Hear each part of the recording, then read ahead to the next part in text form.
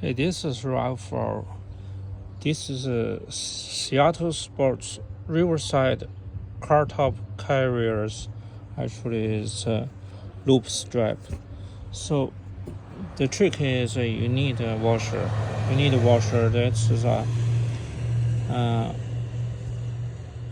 1/4 inch. The whole size is a 1/4 inch. Put a washer there. And the nut torque is about I put 100 inch-pounds, but it's too much.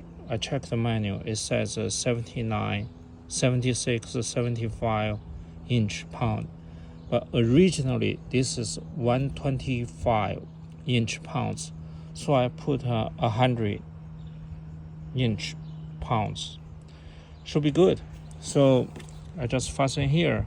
This nut is not good. This nut has some nylon inner, so it's not secure.